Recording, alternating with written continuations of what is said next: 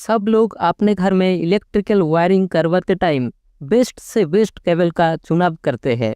Branded company का MCV और main switch लगवाते हैं।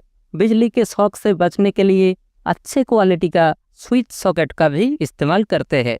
लेकिन क्या आप अपने वायरिंग में आरसीसीबी का इस्तेमाल करते हैं? अगर नहीं, तो आपका बेस्ट क्वालिटी का एमसीवी, स्विच सॉकेट, अर्थिंग सब कुछ बेकार है, क्योंकि कभी भी फ्यूज या एमसीबी आपको बिजली का शॉक लगने से नहीं बचा सकता।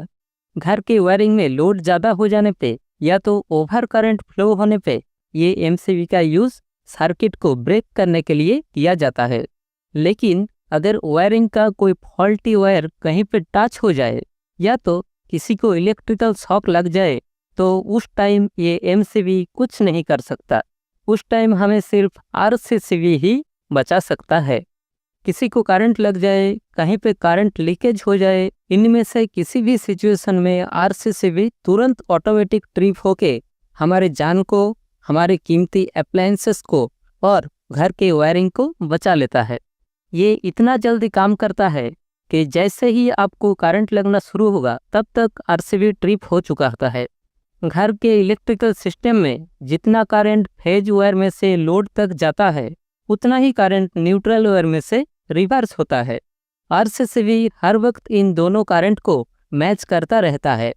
जब तक दोनों करंट इक्वल रहता है तब तक आरसीबी कोई भी हरकत नहीं करता। लेकिन जैसे ही किसी भी पल आरसीसीबी को ये लगता है कि जितना करंट लोड में गया उतना करंट रिवर्स नहीं हुआ, तो उसी पल आरसीसीबी ऑटोमेटिकली ट्रिप होके सर्किट को ब्रेक कर देता है। ये जो लोड करंट और रिवर्स करंट का डिफरेंस होता है वो किसी भी वजह से हो सकता है। जैसे कि हमारे घर के वायरिंग का फॉल्टी वायर कहीं पे टच हो गया, मतलब कहीं पे करंट लीकेज हुआ, तो वो करंट आरसीसीबी तक वापस नहीं जाता। या तो किसी भी अप्लायंसेस का बॉडी अर्थ हो जाए तो वो करंट भी अर्थिंग के थ्रू अर्थ में चला जाता है, आरसीसीबी तक वापस नहीं आता। या तो फिर अगर किसी के शरीर में करंट लग जाए तो वो करंट अर्थ में चला जाता है, वो भी आरसीसीबी तक वापस नहीं आता। इन सारे सिचुएशन में आरसीसीबी हमें बचा लेता है, जो एमसीबी नहीं कर सकता। घर में आरसीसीबी ना होने पे आप लीकेज करंट का पता नहीं लगा सकते और उस लीकेज करंट का बिल भी आपको ही देना पड़ता है।